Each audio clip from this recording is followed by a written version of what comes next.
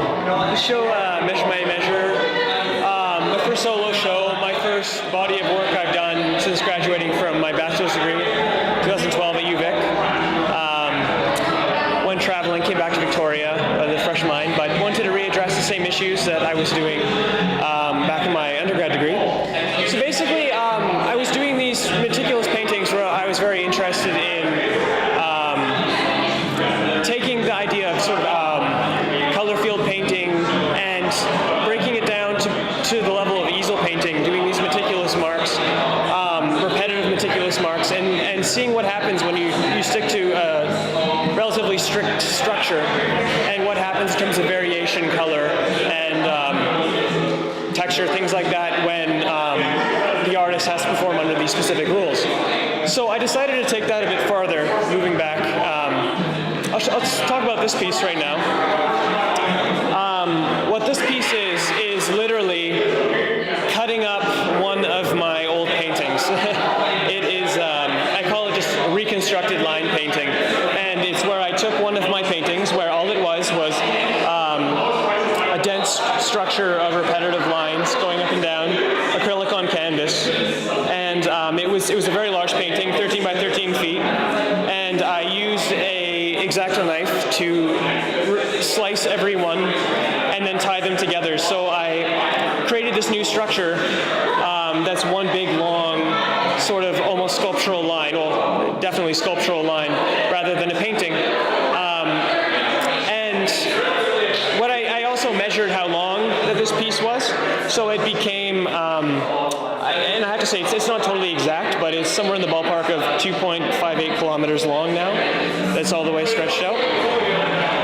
And I was interested in this piece in making this abstract painting something very tangible, even more so tangible than it was. When you give it numbers like that and you talk about systems of measurement, I think that it makes it a more tangible thing in terms of experiencing it, maybe with our bodies, I suppose. So when I think of this painting, I like to think of it, or sculpture, whatever you want to call it, I like to think of it as being 2.58 kilometers as this sort of thing that we can experience tangibly in the studio. But I'm also interested in the sort of conflict between the literal and the figurative, because while I can tell you this is 2.58 kilometers and is a literal, object in front of you that is that size, it's also not. It's also just a ball in a studio, and or in a gallery. So it's still an abstraction. It's in your head. So there's that kind of awkwardness between the two that I'm interested in. So that's sort of, I pointed towards this one because it showed what I was doing before, the line paintings. And I'd like to just move over to these drawings, if you don't mind. These are, I call them my metronome drawings, but they are taking the idea of making, or using a strict system of making art to, I guess, a more scientific level, I suppose, where this is using permanent marker on paper, and I'm actually working on the other side than what you're seeing here. And I was interested when you hold down a pen on paper and it starts to bleed through. The longer you hold it, the more it bleeds. So I decided that I would try to control this bleed and see what would happen. So the best way to do that was to use a metronome in my mind. So the bottom line of dots is 60 beats per minute. So for each beat, I would make a mark on the pen and pull it up when the next beat happens. So it's regulating how long I'm holding it down. So that would be the bottom line. And then for the next line, I would move the beats per minute up, so 61 beats per minute. And it would move up incrementally like that all the way up to 300 beats per minute, which is the finest marks up here that you're seeing. And I decided to stick with this really strict formula using over 4 different pieces, which is these 3 and then a 4th one that's in another part of the show. And I used 5 different pens because I was very strict about it. I didn't want it to be about the pen running out. I wanted it to be about time, the metronome, how long it was being held down. So I didn't want the pen to run out, so I used 5 different ones randomly. The only thing that changed between these 4 drawings was the color of paper used. So so you're seeing the backside of them now, and you can see there's a lot of variation in them. And I'm kind of interested in that now that you have such a strict system with a lot of variation. And the variation boils down to the fact that the pens are not, scientifically, or not scientifically, but I guess totally perfect. Each one doesn't behave exactly the same way. They wick differently, etc.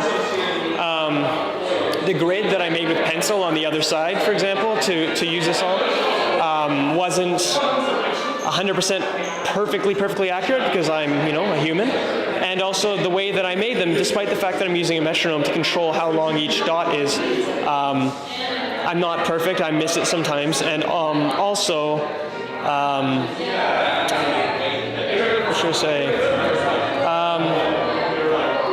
Sorry, I lost my train of thought. But anyway, the point I'm trying to make is that there's variation within this that you can't control, despite the fact that I'm trying to control it. And it's sort of a losing battle trying to control every amount of spontaneous actions and material issues that you have with your work. And I find it kind of beautiful that you have all this variation within them. So yeah, I find that these pieces speak the most of what I was trying to do with the show. And there's other pieces in the show that also have similar systems, similar ways of using a metronome, except I'm showing the working side, so you can get a sense of that, and you can still get a sense of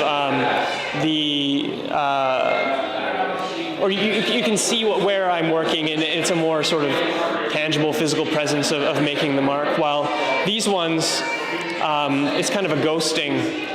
It's very material work. I think like you get a sense of how it was made, but on the other hand, it's still sort of a separation behind you because you're seeing the other side. So this painting was in line with the paintings I was making during my undergraduate degree, using a small brush on a large canvas and using a repetitive motion to create these color field paintings. Before I was doing vertical stripes, while I just decided to try something different, and I tried starting with a dot in the center and then moving out circle by circle. What I did differently with this piece than I've ever done before, the other pieces were strictly monochromes. With this piece, I started with a certain color, which was a yellow, and then after each round, after each circle, I would add a drop of another color, which is a sort of a dark orangey red, and sort of change the color incrementally. So for each circle, it gets incrementally more orange. Obviously, though, when you see it, it's not a perfect gradient like you would if a computer did it, because there's variables that obviously in me as an artist and in my materials. So you see rings appearing that are not perfectly, a perfect gradient. The outside shape was a totally different thing that I'm used to doing. I'm used to just filling in the space. I decided to improvise with it. With this piece, I was kind of interested in combining a strict structure of filling the space with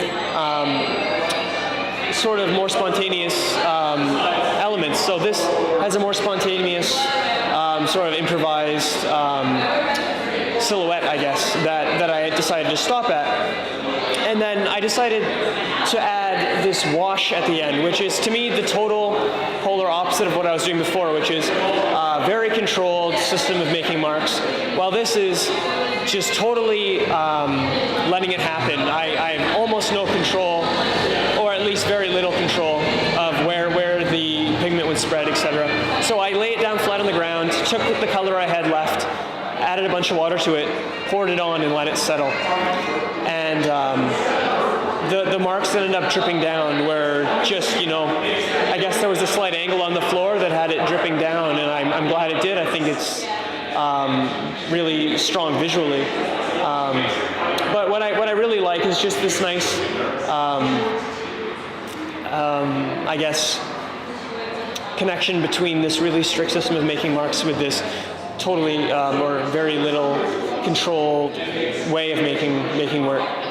So this is sort of the branching out piece for me, I suppose.